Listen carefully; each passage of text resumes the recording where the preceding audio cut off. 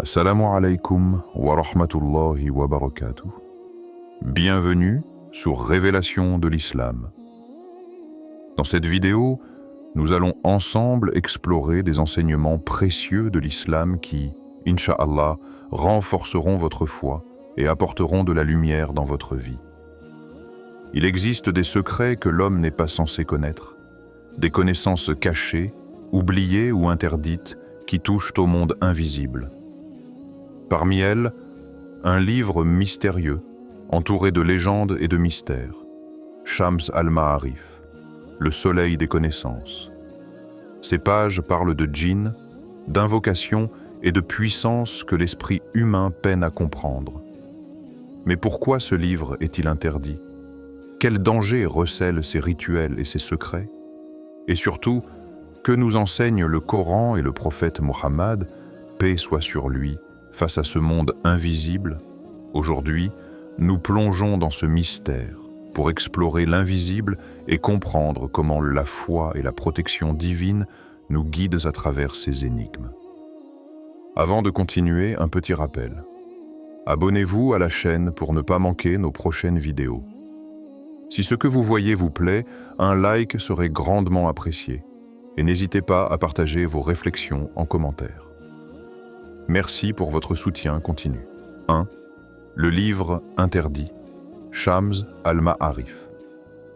Dans les couloirs du temps, là où le savoir se mêle aux mystères et aux interdits, existe un livre qui fascine autant qu'il terrifie. Shams al-Ma'arif, le soleil des connaissances. Attribué au célèbre érudit Ahmad al-Bouni, cet ouvrage n'est pas seulement un grimoire ancien. Il représente le point de rencontre entre la lumière du savoir et l'ombre de l'occulte. Ce livre recèle des rituels, des invocations et des pratiques supposées permettre la communication avec les djinns. Mais il ne s'agit pas de simples histoires fantastiques ou de légendes. Chaque mot, chaque formule est imprégnée de puissance invisible, de réalités que l'œil humain ne peut percevoir, mais que l'âme peut ressentir. Les érudits musulmans ont longtemps débattu de cet ouvrage. Certains l'étudient pour comprendre les subtilités de la science spirituelle et des forces invisibles. Mais la majorité s'accorde à dire qu'il est haram, interdit, car il encourage à s'écarter de la voie de la foi. Manipuler ses connaissances sans guidage divin, sans purification de l'âme, est considéré comme extrêmement dangereux. On ne joue pas avec ce que l'homme ne peut contrôler. Imaginez un instant un monde où le voile entre le visible et l'invisible est percé par un simple texte. Chaque formule, chaque incantation peut ouvrir des portes que l'homme n'est pas prêt à franchir. Les djinns, ces créatures de feu, invisibles mais réelles, peuvent apparaître à ceux qui cherchent leur contact. Certains témoignages rapportent des perturbations inexplicables dans la vie de ceux qui tentent d'expérimenter ces rituels. Maladies soudaines, visions troublantes, perturbations de l'âme et du cœur. Et parfois, plus grave encore, des malheurs qui semblent dépasser toute logique humaine. Pourquoi ce livre est-il interdit? Parce qu'il ne s'agit pas d'un manuel de magie innocente. Il est une tentation pour l'âme faible, une voie qui peut conduire à l'égarement. Dans l'islam, la connaissance est bénédiction lorsqu'elle rapproche de Dieu, mais elle devient malédiction lorsqu'elle s'écarte de la vérité. Shams al-Ma'arif montre clairement que la sagesse ne réside pas seulement dans ce que l'on sait, mais dans ce que l'on choisit de pratiquer. Au fil des siècles, des savants ont averti contre la curiosité non guidée. Ibn Taymiyyah, par exemple, a insisté sur le fait que certains livres occultes, en particulier ceux invoquant les djinns, représentent un danger spirituel majeur. Même si le savoir peut sembler fascinant, le cœur de l'homme est fragile face à l'invisible. L'accès à ce genre de connaissances nécessite une discipline, une foi et une protection qu'une personne ordinaire ne possède pas. Mais ce livre soulève une question profonde. Qu'est-ce que la tentation de l'invisible révèle sur nous? Pourquoi l'homme est-il attiré par ce qui est caché, ce qui dépasse la perception normale. Peut-être est-ce une curiosité naturelle, ou peut-être une quête de puissance illusoire. Le Coran, pourtant, nous rappelle que tout ce qui est caché appartient à Allah seul, et que l'homme doit s'en remettre à lui. Alors, que retenir de Shams al-Ma'arif? Ce n'est pas simplement un manuel de rituels interdits. C'est un miroir qui reflète les désirs, les peurs et les faiblesses de l'âme humaine. Chaque page tournée sans conscience de la protection divine peut être une porte vers le danger. Chaque formule récitée sans pureté du cœur peut attirer ce que l'homme ne peut contrôler. Ainsi, ce livre interdit n'est pas seulement un objet ancien, mais un symbole puissant. Celui des limites de l'homme face à l'invisible et de l'importance de la guidance divine pour naviguer dans ce monde et dans l'au-delà. Et toi, spectateur, si tu venais à découvrir les secrets des djinns, serais-tu prêt à faire face à ce que tu ne peux voir ni comprendre? Dites dans la section de commentaires « Allah est grand ». 2. Les djinns, créatures de l'invisible. Ils sont là, invisibles, juste à la lisière de notre perception. Les djinns, créatures de feu pur sans fumée, peuplent le monde qui nous entoure, cachés aux yeux de la majorité des humains. Le Coran ne les ignore pas. Il les décrit avec précision. Ils ont été créés avant l'homme, possèdent un libre arbitre et sont responsables de leurs actes, tout comme nous. Imagine un souffle de feu, subtil et vif, capable d'influencer la matière et l'esprit, mais invisible à l'œil nu. Certains djinns choisissent la lumière, l'obéissance à Allah, et peuvent te guider, protéger ou inspirer. D'autres, par contre, se perdent dans la rébellion et la malice. Cette dualité reflète étrangement notre propre nature. La tentation de faire le bien ou le mal est universelle, qu'on soit humain ou djinn. Le Coran nous avertit « Et j'ai créé les djinns pour qu'ils adorent Allah » Surat Ad-Dariyat 50 et 56. Mais le libre arbitre implique aussi la possibilité de l'égarement. Ainsi, parmi ces créatures, certains choisissent l'obéissance et d'autres la désobéissance, parfois même à nos dépens. Il y a des récits fascinants, presque oubliés, de voyageurs pieux et d'érudits qui ont ressenti la présence des djinns. Certains racontent avoir entendu des voix sans origine humaine, d'autres ont vu des ombres se mouvoir dans le désert ou dans des lieux isolés. Ces expériences, loin d'être de simples histoires, rappellent que le monde visible n'est qu'une partie de la réalité. Le prophète Muhammad, paix soit sur lui, nous a enseigné la prudence et la protection. Chercher refuge auprès d'Allah contre les djinns et le mal qu'ils peuvent provoquer. Ces invocations ne sont pas de simples mots. Elles sont des boucliers spirituels. Lorsqu'un croyant prononce Ayat al-Kursi ou récite les 3 dernières sourates du Coran avant de dormir, il tisse une barrière invisible entre lui et toute influence néfaste. Mais pourquoi cette fascination pour l'invisible? Peut-être parce que ce que nous ne voyons pas suscite la curiosité et la peur à la fois. Et ces créatures, en partie bienveillantes, en partie malveillantes, nous rappellent une vérité fondamentale. Nous ne sommes jamais seuls. Nos pensées, nos actions et nos intentions résonnent au-delà de ce que nous percevons. Un djinn malveillant peut amplifier nos peurs ou nos mauvaises habitudes, tandis qu'un djinn bienveillant, s'il existe dans la lumière divine, peut inspirer sagesse et guidance. Les érudits disent que l'homme doit traiter les djinns avec prudence. Ni fascination excessive, ni peur paralysante. La clé est la foi, la prière et la conscience de la présence divine. C'est ce qui transforme l'invisible de menace en rappel spirituel. Chaque djinn rencontré, chaque force invisible ressentie devient une leçon sur notre vulnérabilité et notre dépendance à Allah. Et toi, spectateur, lorsque tu sens un frisson inexplicable, une pensée qui surgit comme de nulle part, une force qui semble te pousser ou te retenir, te rappelles-tu que le monde des djinns existe autour de toi? Que chaque instant de vigilance spirituelle, chaque prière sincère, est une protection contre ce que l'œil ne peut voir mais que l'âme peut ressentir. Ainsi, contempler les djinns, c'est contempler les limites de notre perception et l'étendue du pouvoir divin.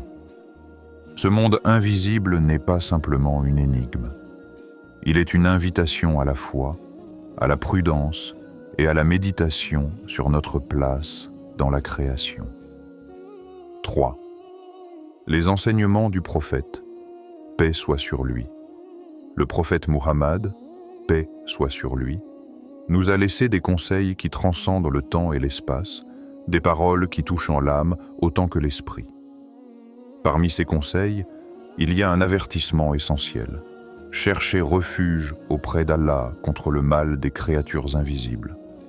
Ces mots ne sont pas simplement une recommandation ponctuelle, mais un rappel permanent de la fragilité de l'homme face à l'invisible et à ce que nous ne pouvons comprendre. Les djinns, nous l'avons vu, existent dans un monde parallèle au nôtre. Certains sont bienveillants, d'autres malveillants. Mais face à eux, le croyant n'est jamais démuni. La foi, la prière et la conscience constante de la présence d'Allah sont des boucliers qui protègent l'âme et l'esprit. Le prophète, paix soit sur lui, ne nous laisse jamais seuls. Il nous montre le chemin pour nous défendre, non avec la peur, mais avec la lumière de la guidance divine. Imagine un moment dans la solitude de la nuit, lorsque tout semble calme, mais que l'esprit humain, sensible et réceptif, ressent des présences et des frissons. C'est dans ces instants que la prière devient un abri, un sanctuaire intérieur. Réciter l'ayat al-Kursi, le verset du trône, n'est pas seulement un acte symbolique, c'est comme dresser un mur invisible autour de l'âme. Les 3 dernières sourates du Coran, Al-Ikhlas, Al-Falaq et An-Nas, sont des instruments puissants de protection, des lumières qui repoussent les ténèbres de l'invisible. Mais pourquoi le prophète insiste-t-il tant sur cette protection? Parce qu'il connaît la fragilité de l'âme humaine. Il sait que l'homme, lorsqu'il est seul ou troublé, peut être influencé par les forces qu'il ne comprend pas. Et c'est précisément là que la guidance prophétique devient une lumière. Elle nous rappelle que la force ne réside pas dans notre capacité à voir ou contrôler ce qui est invisible, mais dans notre confiance et notre soumission à Allah. Rappelons-nous également que le prophète, paix soit sur lui, ne parlait pas seulement pour nous protéger des djinns, mais pour nous enseigner une leçon universelle, la vigilance spirituelle. Chaque pensée, chaque intention, chaque émotion est une zone où l'invisible peut agir. En nous tournant vers Allah, nous purifions non seulement notre cœur, mais nous nous plaçons sous sa protection directe. C'est un rappel que la force véritable ne vient pas de la confrontation avec l'invisible, mais de la foi constante et de l'adhésion à la guidance divine. Il existe de nombreux récits qui illustrent cette protection prophétique. Des compagnons du prophète racontaient comment, en récitant l'ayat al-Kursi avant de dormir, ils sentaient une sérénité et une paix intérieure qui les entourait comme un bouclier. Les djinns malveillants, ceux qui cherchent à semer la peur ou l'égarement, ne pouvaient pas franchir cette barrière. Ces pratiques, simples mais puissantes, montrent que la protection spirituelle n'est jamais un hasard. Elle est un acte conscient, un engagement avec le divin. Et cela nous amène à une question profonde. Jusqu'où sommes-nous prêts à mettre notre confiance en Allah face à ce que nous ne pouvons voir? Sommes-nous prêts à répéter ces invocations avec foi, à faire de chaque geste, de chaque souffle, une protection pour notre âme? Le prophète, paix soit sur lui, nous rappelle que la vigilance spirituelle n'est pas seulement une action ponctuelle. Elle doit devenir un état constant de conscience et de soumission. Les enseignements prophétiques nous montrent également que cette protection n'est pas un fardeau, mais un privilège. Elle nous libère de la peur inutile, nous donne la sérénité dans l'invisible et nous rapproche d'Allah. Chaque invocation récitée avec sincérité est une lumière qui dissipe les ténèbres et purifie notre esprit des influences néfastes. Elle transforme l'invisible de menace en une invitation à la foi, à la méditation et à la proximité avec le Créateur. Ainsi, lorsque tu récites l'ayat al-Kursi ou les dernières sourates du Coran, souviens-toi, ce n'est pas seulement un acte rituel, c'est un dialogue silencieux avec Allah, un acte de protection, un rappel que même face à ce que nous ne voyons pas, nous ne sommes jamais seuls. Chaque mot, chaque souffle devient un rempart, et chaque instant de conscience, une lumière dans l'ombre. Alors toi, spectateur, lorsque tu te confrontes aux forces invisibles ou aux peurs intérieures, te rappelles-tu que la véritable puissance réside dans le refuge que tu cherches auprès d'Allah? Que la guidance du prophète, paix soit sur lui, est le pont qui relie l'âme humaine à la protection divine, et que la lumière de la foi est toujours plus forte que l'obscurité de l'invisible? Avant de continuer, un petit rappel. Abonnez-vous à la chaîne pour ne pas manquer nos prochaines vidéos. Si ce que vous voyez vous plaît, un like serait grandement apprécié et n'hésitez pas à partager vos réflexions en commentaire. Merci pour votre soutien continu. 4. Témoignages et révélations. Dans les recoins du monde digital et dans les récits transmis de bouche à oreille, circulent des histoires troublantes sur ceux qui ont approché le livre interdit, Shams al-Ma'arif. Certains parlent de phénomènes étranges, d'ombres qui se déplacent sans cause, de voix qui murmurent dans le silence de la nuit. D'autres racontent des malheurs soudains et inexpliqués, des accidents, des maladies, des relations brisées, des portes closes qui semblent se refermer sur eux sans raison apparente. Ces témoignages sont nombreux, parfois fragmentaires, mais tous convergent vers une réalité. Le monde invisible est actif, et les forces qu'il contient ne doivent jamais être prises à la légère. L'homme, lorsqu'il tente de manipuler l'invisible sans guidance divine, se place sur un terrain dangereux. Le livre, les rituels, les invocations interdites, tout cela peut attirer des influences que le croyant ordinaire ne peut contrôler. Certains récits vont plus loin encore. Des personnes qui ont essayé d'invoquer les djinns rapportent avoir ressenti une présence constante, oppressante, dans leur maison ou dans leur esprit. Les perturbations psychologiques et spirituelles semblent souvent disproportionnées, comme si la curiosité humaine avait ouvert une porte qu'elle n'était pas prête à franchir. Dans ces moments, l'intervention des savants et des croyants pieux, par des invocations et des protections spirituelles, devient indispensable. Ces exorcismes ne sont pas des spectacles, ils sont des actes de guidance et de rétablissement de l'ordre divin. Mais il n'y a pas que la peur dans ces histoires. Pour certains, ces expériences sont un rappel, parfois brutal, que l'homme n'est jamais seul face à l'invisible. Elles révèlent notre vulnérabilité et notre dépendance totale à la protection d'Allah. Lorsqu'une personne s'éloigne de la foi ou laisse son cœur ouvert à l'occultisme, elle se met à la merci de forces qu'elle ne comprend pas. Et c'est là que les enseignements prophétiques trouvent tout leur sens. La prière, la récitation du Coran, les invocations comme Ayat al-Kursi et les 3 dernières sourates deviennent des barrières contre ce monde caché. Certains chercheurs et érudits modernes ont tenté de comprendre ces phénomènes d'un point de vue scientifique, mais souvent, la logique humaine échoue à expliquer ce que l'invisible peut produire. Et c'est exactement ce que ces récits nous enseignent. Certaines réalités dépassent la perception rationnelle. Elles ne sont pas là pour terroriser, mais pour instruire. Pour rappeler que la foi et la vigilance spirituelle sont des protections réelles, palpables, même si l'œil humain ne peut les voir. Dans certains témoignages, la peur initiale se transforme en éveil spirituel. Après avoir reconnu la gravité de leur curiosité, des individus se tournent vers Allah, récitent les invocations prescrites et retrouvent la paix intérieure. Les expériences deviennent alors des leçons de foi. Ce que l'homme ne peut contrôler seul, il peut le confier à Allah. La lumière de la guidance prophétique et du Coran redevient le bouclier le plus sûr. Alors, spectateur, réfléchis un instant. Si ce monde invisible interagit avec nous à chaque instant, si ces forces peuvent influencer nos vies de manière imperceptible, comment protèges-tu ton cœur et ton esprit?